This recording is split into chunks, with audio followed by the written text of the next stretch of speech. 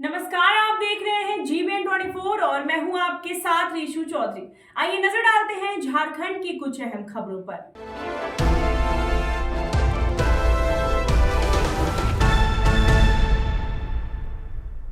पिछले दिनों परसूडीह थाना अंतर्गत गोंताडीह निवासी 4 वर्षीय लापता बच्ची का शव किनुडीह स्थित कुएं से बरामद होने के मामले में ग्रामीणों ने परसूडीह थाने का घेराव कर बच्ची की हत्या किए जाने का आरोप लगाते हुए परसूडीह पुलिस से जल्द कार्रवाई की मांग की है। देखिए पूरी खबर।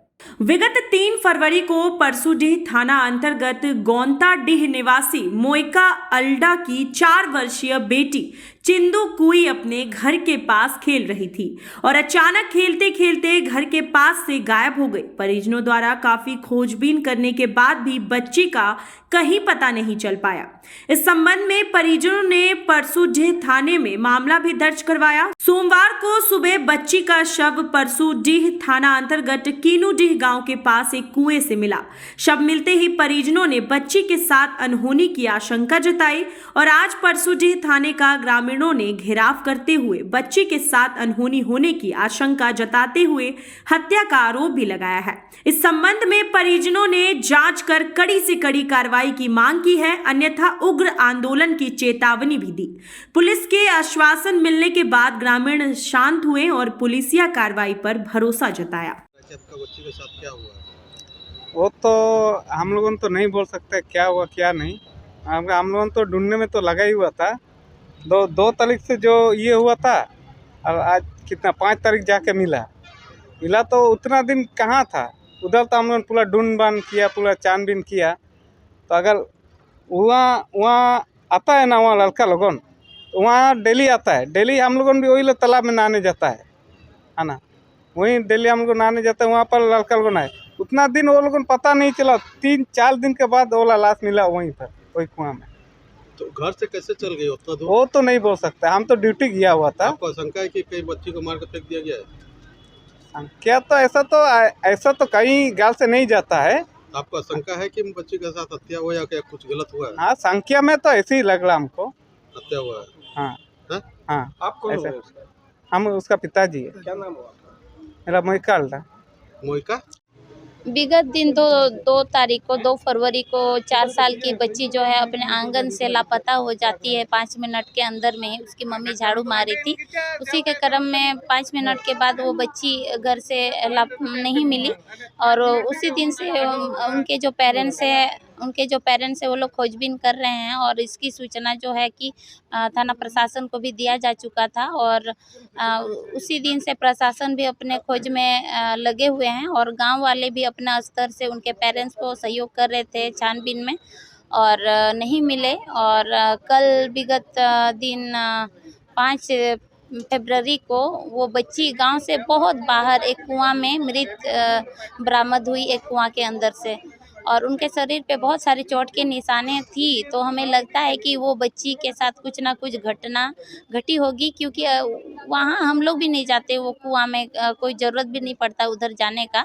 तो हमें लगता है कि वो बच्ची वहाँ कैसे चली गई और उनके साथ इस तरह का अप्रिय घटना कैसे घट गई हमें समझ नहीं आ रहा है। लेकिन उनके शरीर में चोट के निशान से हमें लगता है कि उस बच्ची के साथ कुछ ना कुछ घटना हुआ होगा, जिसको लेके आज गांव में भी बैठक किया गया और इसके बारे में पूछताछ किया गया लोगों के साथ। और विचार विमर्श के पश्चात हमें लगा कि हम लोग थाना प्रभारी को एक ज्ञापन सौंपे, जिसमें हम लोग मांग किए हैं कि जो भी अपराधी है इसमें इस घटना में उचित कार्रवाई कर उस बच्ची को न्याय दिलाने का हम लोग मांग किए हैं और जल्द से जल्द उन अपराधियों को सज़ा दिया जाए, इसकी हम लोग गुहार लगा रहे हैं। क्योंकि आज हमारे आंगन से एक बच्ची का गायब हो जाना, उनका लापता हो जाना, फिर मृत अवस्था में उनका मिलना हमें बहुत ही भयभीत कर रही है। आने वाले दिन हमारे बच्चे सुरक्षित ऐसे में कैसे रह सकती है? ऐसे में तो हम अपने बच्चों को कमरे में बंद करके नहीं रख सकते हैं, वो आंगन में खेलेंगे ही, बच्चे हैं तो। और इस तरह का आंगन से गायब हो जाना, और आज अगर हम लोग इस विषय पे आवाज़ नहीं उठाते हैं तो आने वाले दिन इस तरह का घटना और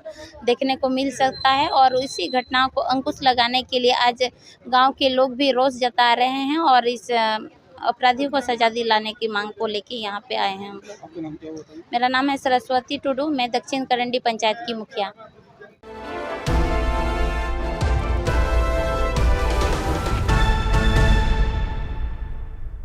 झारखंड एकेडमिक काउंसिल द्वारा 10वीं और 12वीं की बोर्ड परीक्षा संचालित की जा रही है। इसको लेकर झारखंड में 700 से ज्यादा परीक्षा केंद्र बनाए गए हैं और रांची में भी तकरीबन 80 परीक्षा केंद्र तैयार किए गए हैं। देखिए पूरी खबर। वहीं रांची के बालकृष्ण उच्च विद्यालय में भी कदाचार मुक्त परीक्षा के लिए केंद्र बनाया गया है और हर कमरे में सीसीटीवी के साथ कड़ी निगरानी रखी जा रही है।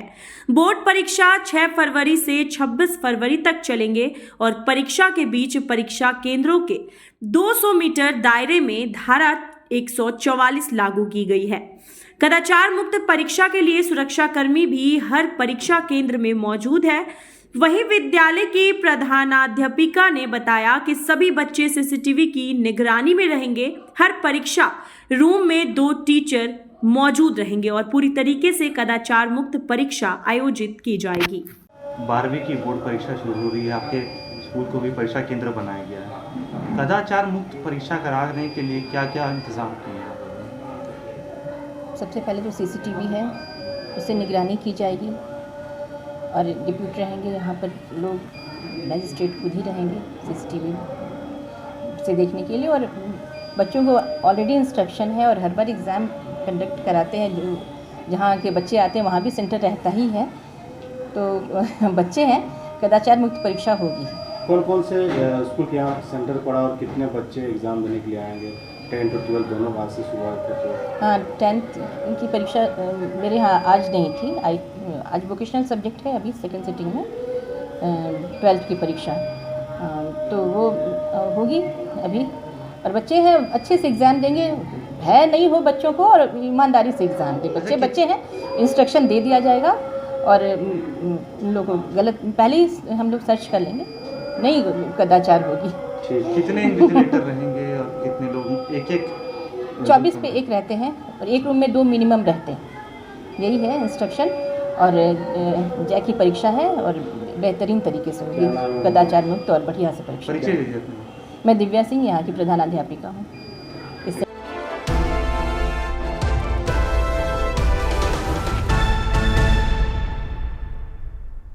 झारखंड राजभवन उद्यान आम लोगों के लिए 6 फरवरी 2024 खोल दिया गया।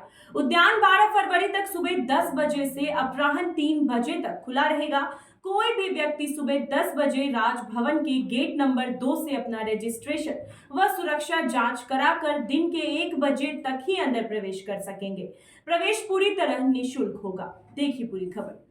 राजभवन ने लोगों की भीड़ की संभावना को देखते हुए दर्शक को अंदर अधिकतम 30 मिनट तक ही भ्रमण करने की अनुमति दी है। प्रवेश करने के लिए हर व्यक्ति को अपने पास पहचान पत्र रखना अनिवार्य होगा। इस उद्यान में 400 किस्म के 17,000 से अधिक गुलाब है।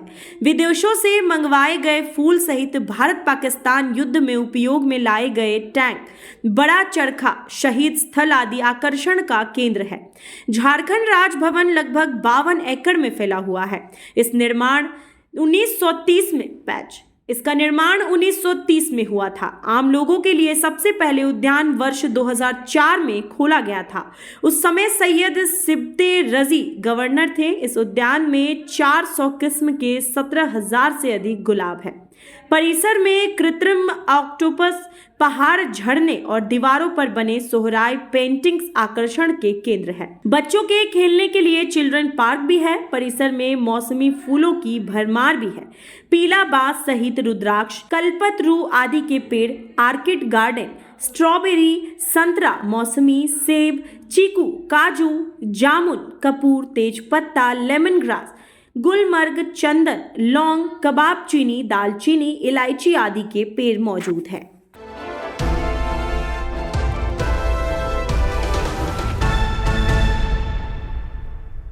साउथ ईस्टर्न रेलवे के रेल जीएम अनिल कुमार मिश्रा ने सलगा झूड़ी से लेकर लेकर टाटा नगर और फिर टाटा नगर से आदित्यपुर स्टेशन का निरीक्षण किया। देखिए पूरी खबर। रेल जीएम ने कहा कि टाटा नगर स्टेशन के हर प्लेटफॉर्म में दिव्यांगों के लिए लिफ्ट और रैंप की सुविधा बहुत जल्द बहाल की जाएगी। रेल जीएम अनिल कुमार मिश्रा आसन बनी से थर्ड लाइन का निरीक्षण करते हुए टाटा नगर स्टेशन पहुंचे, जहां उन्होंने RRI building, diamond crossing, up down line, railway underpass समेत टाटा नगर स्टेशन का निरीक्षण करते हुए सीधे आदित्यपुर और चांडिल के लिए प्रस्थान कर गए।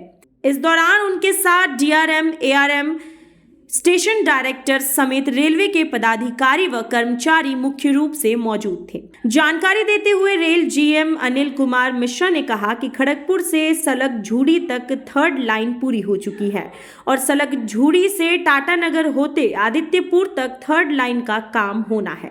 उन्होंने उम्मीद जताई है कि जुलाई तक थर्ड लाइन शुरू हो जाएगा। बहुत जल्द टाटा नगर रेलवे स्टेशन के रीडेवलपमेंट का डीपीआर अप्रूव हो जाएगा। फिलहाल 450 करोड़ की राशि तय की गई है।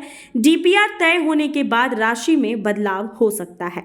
वहीं उन्होंने दिव्यांग यात्रियों की सुविधा के लिए बहुत जल्द रैंप, लिफ्ट के साथ साथ एस्केलेटर बहाल करने की बात कही है। साफ तौर पर उन्होंने रीडेवलपमेंट के बाद टाटा नगर रेलवे स्टेशन को वर्ल्ड क्लास स्टेशन के साथ एयरपोर्ट के तर्ज पर यात्री सुविधा मिलने की बात कही गई है।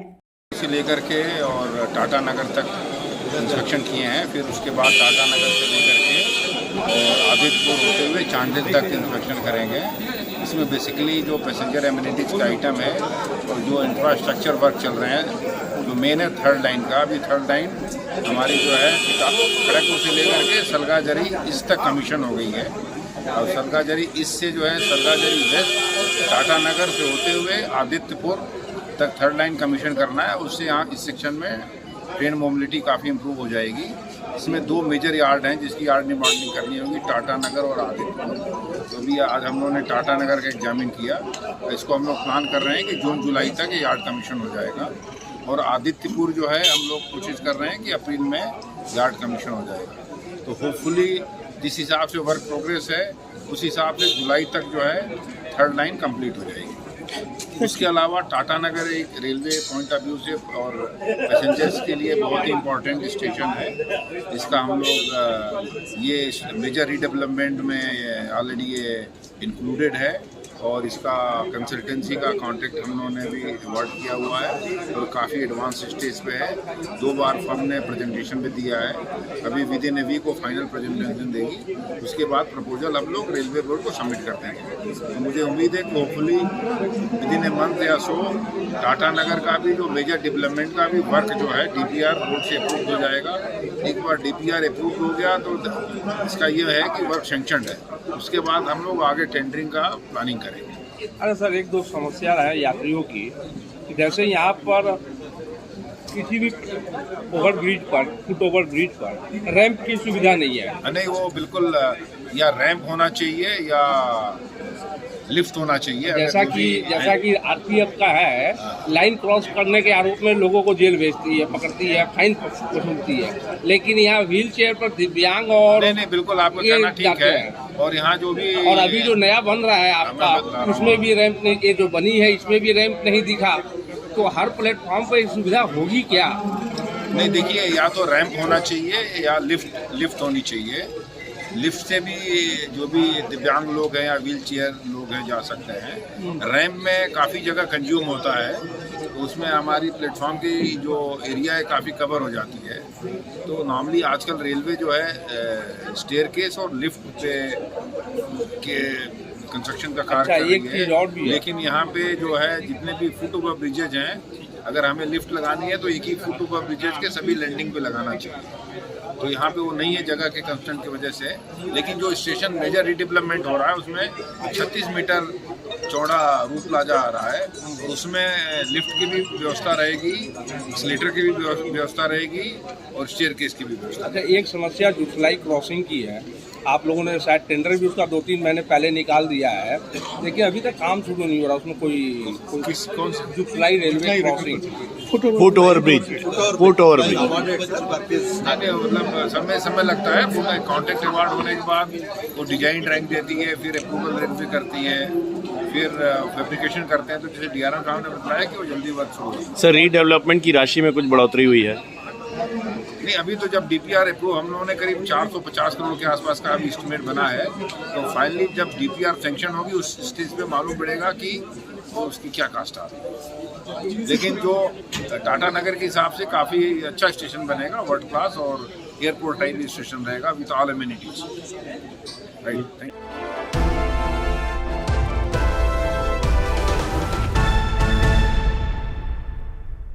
मानगो थाना क्षेत्र के दाई गुट्टू रोड नंबर 1 के रहने वाले नेपाली यादव के घर चोरों ने नकदी व जेवरात समेत 60,000 रुपए उड़ा दिए थे। देखिए पूरी खबर।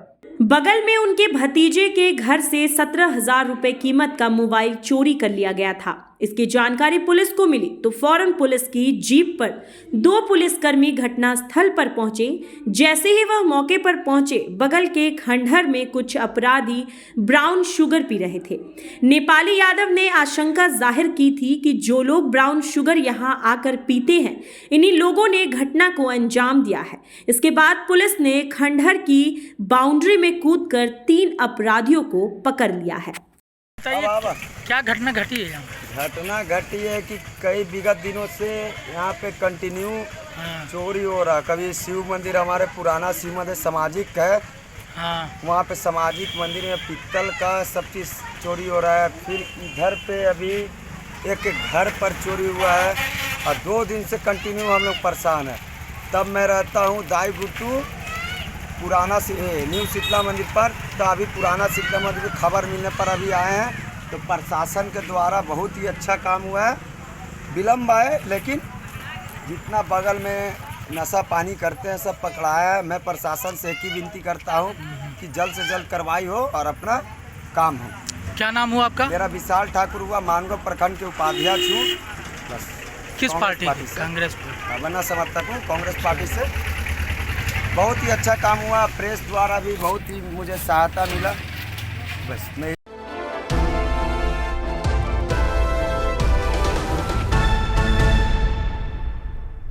बाबूलाल मरांडी ने हेमंत सोरेन पर जोरदार हमला करते हुए कहा कि हेमंत सोरेन की गिरफ्तारी हुई और वह कल विधानसभा में बहुत बड़ी बातें की। अगर मेरे नाम से जमीन है तो राजनीतिक से इस्तीफा दे देंगे। देखिए पूरी खबर। हेमंत सोरेन ने सदन में कहा, 8 एकड़ जमीन को लेकर कहा कि वह जमीन मेरा नहीं है। जमीन से जुड़े मामले आखिर क्या है? अगर कोई चोर किसी की गाड़ी की चोरी करने हैं तो चोर अगर पकड़ लेगा तो क्या कहेंगे कि यह गाड़ी मेरे हैं? झारखंड में तो कोई फैक्ट्री कल कारखाना नहीं है। शिबू सोरेन स्वर्गीय दुर्गा सोरेन, बसंत सोरेन, हेमंत कुमार, सीता सोरेन यह काली कमाई कर रहे हैं। संतोष मुंडा ने वीडियो के माध्यम से कहा कि किस प्रकार जमीन लिया गया है। पूरा जमीन का बाउंड्री वॉल किया गया था, पत्थर से किया गया है। 7 अगस्त को ईडी ने पहला समन भेजा। 16 अगस्त को राजकुमार पाहन नामक व्यक्ति से एक पत्र लिखाया गया, लेकिन वह मैनेज नहीं कर पाए।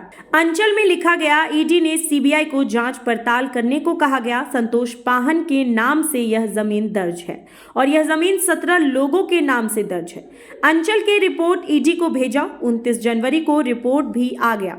उससे पहले जमीन किसी दूसरे के नाम में संशोधन किया गया, इसलिए वह बार वह कह रहे हैं कि जमीन मेरे नाम से नहीं है। 14 अगस्त को जब ईडी ने नोटिस भेजा तो उसी समय ये घालमेल कर राजकुमार पाहन के नाम से जमीन लिखवाया। सभी कागजात तैयार किया गया, नाम बदलकर जमीन लिया गया। हेमंत सोरेन की जगह हेमंत कुमार सोरेन किया गया। अपने पिता और भाई का भी नाम में बदलाव किया है। 108 संपत्ति इनके नाम से है। दुमका में भी जमीन इनके नाम से बहुत बड़ी प्लॉट है, ये भी जमीन किसी दूसरे के नाम से है। संतोष मुंडा का आप सब लोगों ने बयान सुना ही, छोटा सा क्लिप है, छोटा सा, जो वहां पर चौकीदारी करते अपने बच्चों के साथ, शायद वहीं पर वो रहते हैं। और उन्होंने साफ कहा है कि भाई ये जमीन किसका है। उन्होंने बताया, उन्होंने यहाँ तक बताया कि आसपास के सब लोग जानते हैं। और आज भी अगर उस जमीन पर आप जाएंगे क्योंकि उस बगल में हमारे एक मित्र का मकान है, वहां गए थे। फिर उनके मकान में बैठ करके वही ने बताया कि ये उन्हीं का जमीन है, एकदम बहुत बड़ा बाउंड्री वाला पहाड़ से सटा हुआ वहां तक। फिर बताया कि शायद उस पहाड़ के किनारे में उसका एक तालाब भी है वहां पर। तो कहने का अर्थ है कि उस आसपास के किसी को भी पूछेंगे, बाउंड्री वॉल किया हुआ है बहुत बड़ा, वो भी पत्थर से बाउंड्री वॉल किया हुआ। कभी कभी आप कहेंगे कि आप सब लोगों को भी जा करके देखना चाहिए, देखना चाहिए उसको कि भाई कितना बड़ा जमीन है, कैसे है, आखिर वो बाउंड्री वॉल को किसने किया है, फिर चौकीदार वहां जो रहता है उसको किसने रखा है। आसपास के लोगों से भी पूछेंगे तो आपको लोग बता देगा ये जमीन किसका है। और मैं इसलिए इसको कह रहा हूं कि आप सबको ध्यान में याद मैं दिलाना चाहता हूं, 7 अगस्त को ईडी ने उनको पहला सम्मान दिया था, पहला नोटिस दिया था ईडी ने 7 अगस्त को। और उसमें से ईडी ने उनसे कहा था कि भाई 14 अगस्त तक आप उपस्थित होइए और अपने जवाब दीजिए। तो आप सबको ध्यान में है कि उस समय वो उपस्थित नहीं हुए, लेकिन उनको समझ में आ गया था। तो इसके बाद उन्होंने क्या किया, एक राजकुमार पाहन से एक चिट्ठी लिखवाया 16 अगस्त। ये ऑन डॉक्यूमेंट्स है, कोई ऐसा नहीं है कि 16 अगस्त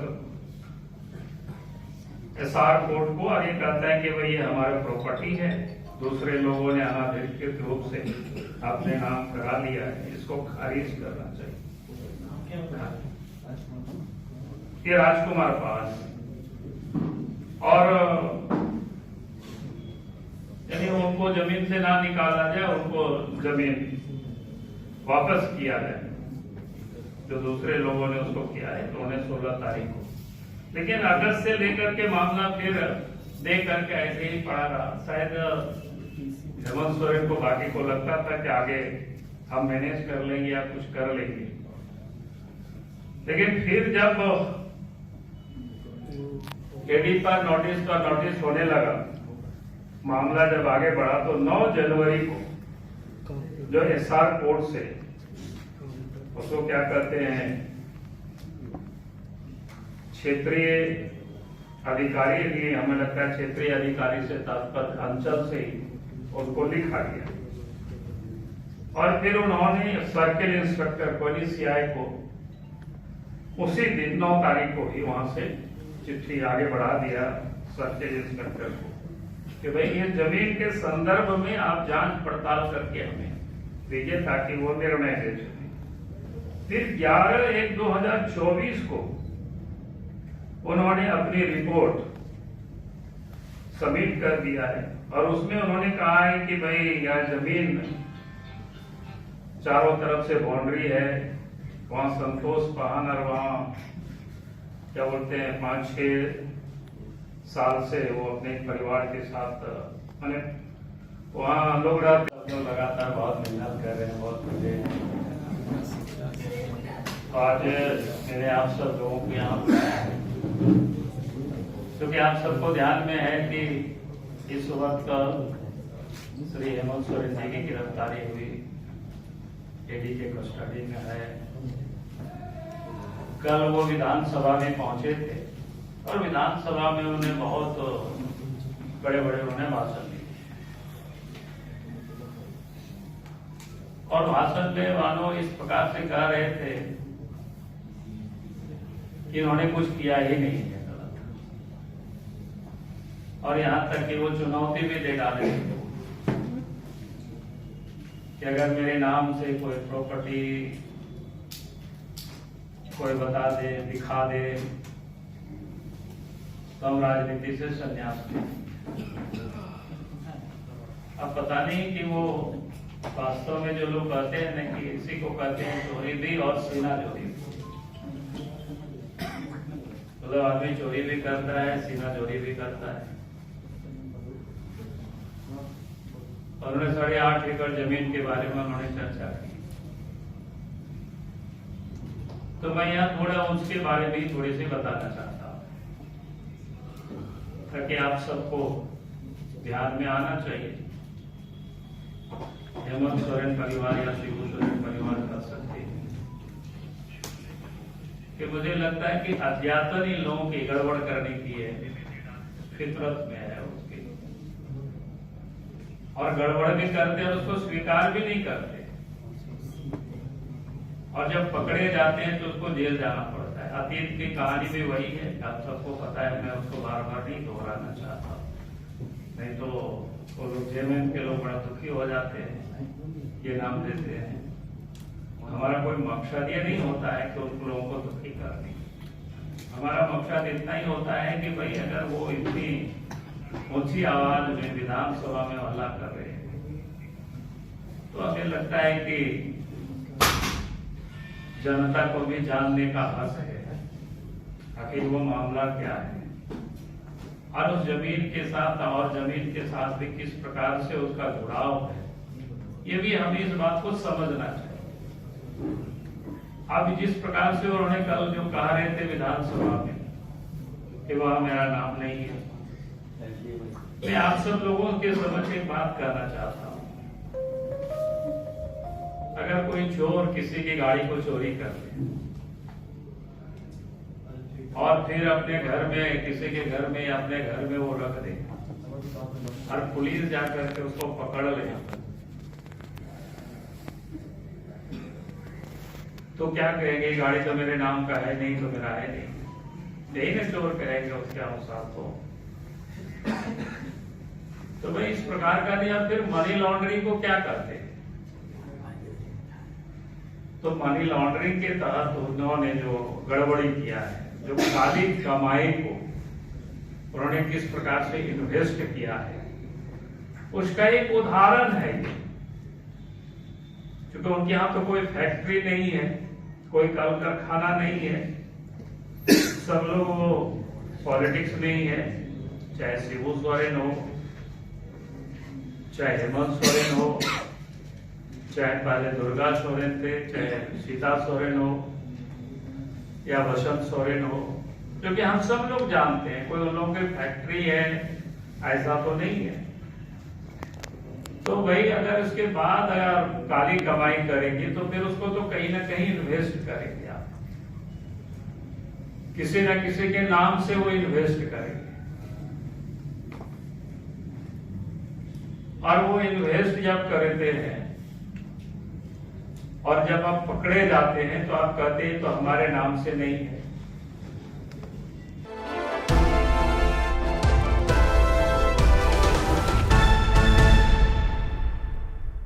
आगामी 13 फरवरी से 16 फरवरी तक ओल्ड बारीडीह दुर्गा पूजा मैदान में राष्ट्रीय जागरण अभियान एवं 108 कुंडली गायत्री महायज्ञ का भाव आयोजन किया जा रहा है, जिसमें कुल्हान व अन्य राज्यों से लोग शामिल होकर इस महायज्ञ का हिस्सा बनेंगे। देखिए पूरी खबर। 20 वर्षों बाद कार्यक्रम का आयोजन गायत्री परिवार ट्रस्ट टाटा नगर के द्वारा यह आयोजित हो रहा है।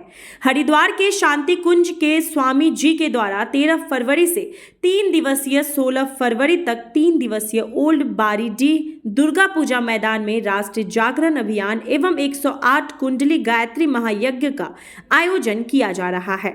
13 फरवरी को कलश यात्रा के साथ इस कार्यक्रम का शुभारंभ किया जाएगा। गोल पहाड़ी गायत्री मंदिर में एक प्रेस वार्ता का आयोजन कर जानकारी देते हुए ट्रस्टी श्री के प्रभाकर राव ने बताया कि पर्यावरण प्रदूषण साथ ही गलत विचारों को बदलने के उद्देश्य से इस महायज्ञ की शुरुआत की जा रही है, जिसमें 3 जिलों के जिलेवासी बढ़ चढ़कर हिस्सा लेंगे। उन्होंने बताया कि सारे कार्यक्रम निःशुल्क है। ये आज प्रेस कॉन्फ्रेंस इसलिए किया गया है कि हमारा 108 कुंडी यज्ञ 20 वर्ष बाद टाटा नगर में हो रहा है। शांति कुंज के हरिद्वार के स्वामी जी द्वारा ये संपन्न किया जा रहा है और बारीडीह ओल्ड बारीडीह में यहाँ दुर्गा पूजा मैदान में संपन्न हो रहा। 13 तारीख को हमारा कलश यात्रा है। कम से कम लगभग कितने लोग होंगे? 1000 भाग लेंगी, जिसमें तरह तरह की झांकियाँ भी होंगी।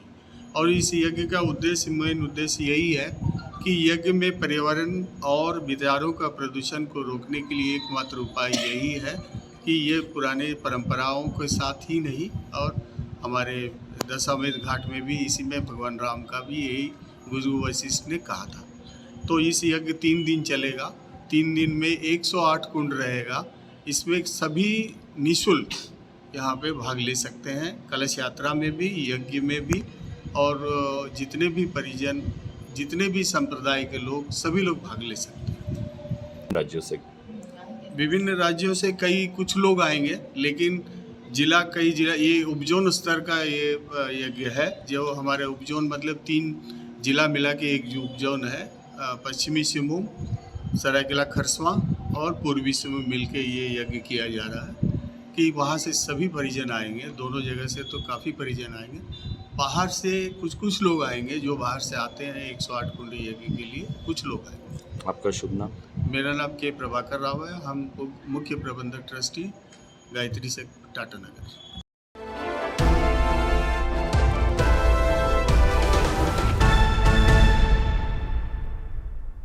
विश्रामपुर थाना क्षेत्र के पहर गढ़वा निवासी सदरून बीवी ने नगर उंटारी थाना में आवेदन देकर अपनी पुत्री शकीना खातून उम्र 21 वर्ष को दहेज के कारण कुआं में धकेलकर हत्या करने का आरोप लगाया है। देखिए पूरी खबर। थाना प्रभारी को दिए आवेदन में सदरून बीवी ने कहा कि मैं अपनी पुत्री की शादी 15 जून 2023 को मुस्लिम रीति रिवाज के अनुसार गगरिया घाट निवासी शमसुद्दीन अंसारी के पुत्र सद्दाम हुसैन के साथ किया था। शादी में 2 लाख रुपए नगद, होंडा साइन मोटरसाइकिल सहित अन्य आवश्यक सामान भी दिया था। शादी के बाद से ही लड़की के ससुराल वाले दहेज के लिए 5 लाख रुपए एवं एक बुलेट मोटरसाइकिल के लिए प्रताड़ित कर रहे थे। विगत 4 फरवरी को समय लगभग 8 बजे रात में मेरे दामाद सद्दाम हुसैन ने फोन के माध्यम से धमकी दिए कि पैसे और बुलेट गाड़ी नहीं दिया जाएगा तो बेटी को कभी सपना में भी नहीं देखिएगा। धमकी देने के बाद 5 फरवरी को लगभग 3 बजे लड़की के भैंसुर के द्वारा सूचना दिया गया कि आपकी बेटी की मौत हो गई है। उन्होंने कहा कि मेरी लड़की के ससुराल के पूरे परिवार के लोग एक साथ होकर दहेज के लिए मेरी बेटी को कुआं में ढकेलकर जान से मार दिया। उन्होंने थाना प्रभारी से सभी दोषी व्यक्तियों के विरुद्ध कार्रवाई करने की अनुरोध किया है। इस संबंध में पूछे जाने पर थाना प्रभारी नीतीश कुमार सिंह ने बताया कि आवेदन के आधार पर प्राथमिकी दर्ज कर अनुसंधान किया जा रहा है। हुआ है कि दिए हैं धमकी सदाम बाबू दामाद कि अपना सर सामान ले जाइए, बेटी ले जाइए, पैसा ले जाइए, तो आबा और भाई के बुलाइए। हम कहे कि उन लोग बाहर में हैं, घर पे नहीं है, तो 2 लाख रुपया दीजिएगा तो लड़की रखेंगे ना, तो आप जाके ले आइए ना। तो धमकी दे रहे थे कि आप नहीं मुंह देखने पाइएगा। तो दूसरे दिन के बात हुआ कि मुँह के सब मिलजुल के काम किया। ये सब कैसे मौत हुआ है? कैसे मौत कैसे हुआ? मौत हुआ कुइयां में गिर गई थी। उन लोग बोल रहे हैं, हम लोग देखने आए हैं, उन लोग बोला कि कुइयां में डूब गई है, मर गई। आपको गिर कैसे के पता चला कि जो कुइयां में डूब गई? हम आए तो देखे कि कुइयां में डूब गई है कि क्या है। सुताया हुआ था लाश, तोप दिए थे लेदरा पर सुता के। फिर उसके बाद फिर क्या हुआ? उसके बाद क्या हुआ, हम लोग देखे, लौट गए, यहाँ थाना में आ गए। फिर थाना से वहाँ गए, रात भर रहे, समधी है सहरा वहाँ पे।